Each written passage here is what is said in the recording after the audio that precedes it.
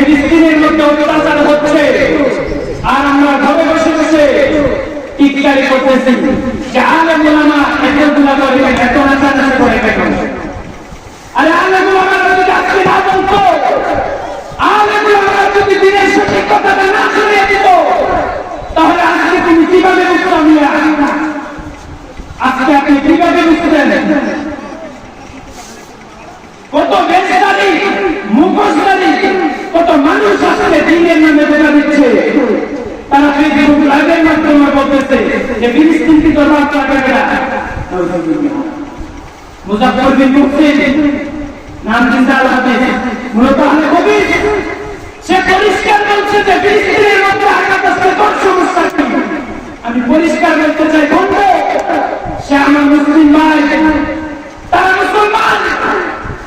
রাসূল সাল্লাল্লাহু আলাইহি ওয়াসাল্লাম বলেছেন যে মুসলিম কাতাসাদের ওয়ালিদি, যে মুসলমান কেমন যেন একটা দেহের মতো, যেরকম ভাবে মাথার মধ্যে আঘাত লাগলে পুরো শরীরের মধ্যে ব্যথা উঠে যায়, এরকম ভাবে আমার একটা মুসলিম ভাইয়ের উপর যখন আঘাত আসবে তখন আমার মতো আঘাত লাগবে, আমার মতো দুঃখ আসতে হবে।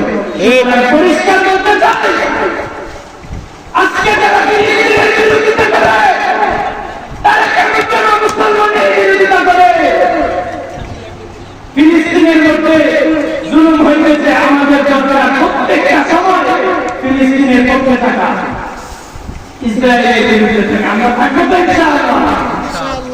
আমাদের উচিত হলো উলামায়ে কেরাম যখন ডাক দিবেন, দিনের জন্য যখন ডাক দিবেন, তখন আমরা শুধু বলবো করবো না ইনশাআল্লাহ, তখন আমরা কালিমার জন্য আমরা মাঝে দেবো ইনশাআল্লাহ। আজকে জায়গায় জায়গার মধ্যে ফিলিস্তিনের পক্ষে ইসরায়েলের বিরুদ্ধে উলামায়ে কেরাম ডাক দিচ্ছেন, আলহামদুলিল্লাহ আপনারা আসতেছেন, দেখে ভালো লাগতেছে ইনশাআল্লাহ। ভবিষ্যতে আমরা থাকবো ইনশাআল্লাহ, আমরা থাকবো ইনশাআল্লাহ। যখন ওই কোন প্রান্ত থেকে আমার নবীর ইজ্জতের উপর আঘাত আসবে, আমার মুসলিম জাতির উপর আঘাত আসবে, তখন আমরা মুসলমান হিসেবে বুকের কাছে রক্ত দিয়ে কাঁদতে পারবো ইনশাআল্লাহ।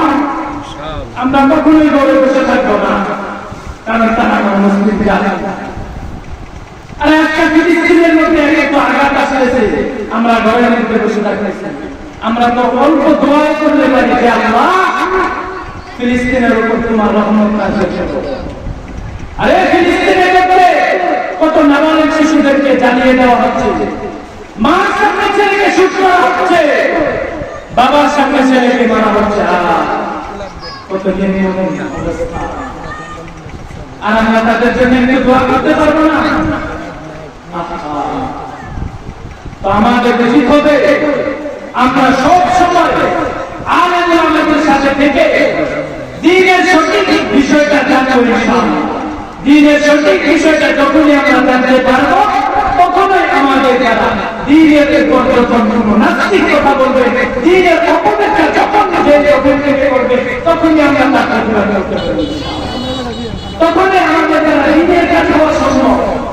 আর যদি আমরা আলেম ওলামাদের সাথে না থাকি, আজকে আপনাদের কত গৌরব, কত সৌভাগ্য, আজকে মজলিসে ইসলামী মুসলিম সম্প্রদায়ের আলেম ওলামারা আজকে কত বড় মাহফিলের ইফতেতাহ করেছেন। আজকে আপনারা আসবেন, দ্বীনের সঠিক কথাগুলো জানবেন, দ্বীনের সঠিক কথাগুলো জানবেন, আমার আপনার মধ্যে দ্বীনের গ্রহণ করা সম্ভব, আমার আপনার মধ্যে দ্বীনের কাজ করা সম্ভব। আর যদি আমরা দ্বীনের সঠিক কথা না জানি, তখন আমাদের দ্বারা সম্ভব নয়।